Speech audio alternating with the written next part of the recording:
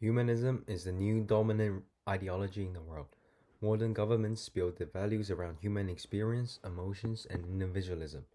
God and religion are no longer central to authority or the lives of many citizens. Fewer people go to church to pray on Sundays, and even fewer follows the Bible teachings to the letter. The influence of God on the physical world has dwindled, and science has taken center stage.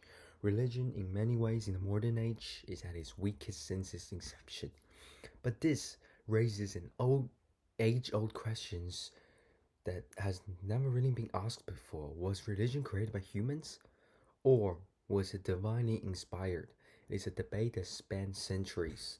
According to Christians, God is the ultimate creator, the Alpha, the Omega. They believed that God gave humans the moral codes to live by, directly guiding human history. But there's another perspective, one rooted in evolutionary psychology and anthropology. Imagine ancient human. Tens of thousands of years ago, they lived in a dangerous, unpredictable world. Natural disasters, disease, and death were common. In such a hostile environment, early humans developed stories and rituals to make sense of the world, a coping mechanism against the unknown. These rituals eventually evolved into organized religions. God were created to explain what was otherwise unexplainable. Why does the sun rise? Why does the rain fall? Why do good or bad things happen? Religion provided comfort, community, and a way to explain the unexplainable. And the ultimate question is, why does this world exist? But why do these beliefs persist even today? Evolutionary psychologists argue that beliefs in a higher power or God might be a byproduct of evolution. Humans are hardwired to find patterns even when none exist, a trait that helped our ancestors survive but also made them prone to superstition. Studies show that our brains are wired to look for agency. If you hear rustling in the bushes, it's safer to assume it's a predator than wind. This tendency to see intention behind events, be it a natural fortune or disaster, may have led humans to develop belief in gods. So, if God wasn't a divine being, but an evolutionary byproduct, a construct to help humans cooperate, make sense of life's miseries, and provide moral frameworks, this idea suggests that belief in God could have evolved because it enhances group survival, binding communities together through the shared values and rituals in the old age, when everything's unpredictable and dangerous. But as societies progressed, the religion began to change. Science started answering questions than religion once did.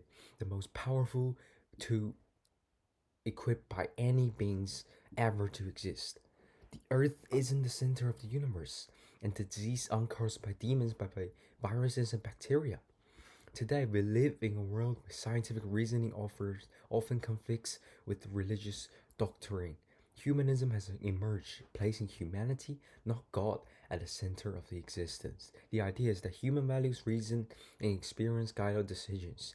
This is shown in our political systems where we value individual freedom, we value democracy over the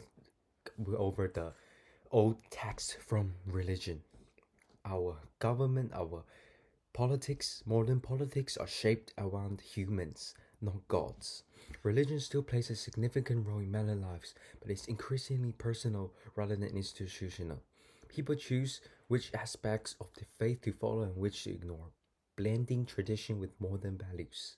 So, is God a divine creator or an evolutionary byproduct? The answer might depend on whom you ask. For some, God is an eternal truth. For others, God is a comforting idea born from humanity's need to understand this world. In the end, the question isn't just about God's existence, but about what role belief plays in the human life, whether God is real or a construct. The impact of belief on human history and culture is undeniable. Perhaps the real power of God, divine or imagined, lies not in heavens but in human heart, the ultimate intersection of faith, evolution, and the search of meaning. But there's one more thing to talk about, is that God were created to understand this world. But at that age, when the humans, with the ancient, our ancestors created those ancient texts that refers to God, they didn't know that human brain cannot understand the world fully. And coming back to this modern age when science has evolved so much, we have proved that we actually don't know anything. We don't have any prior knowledge.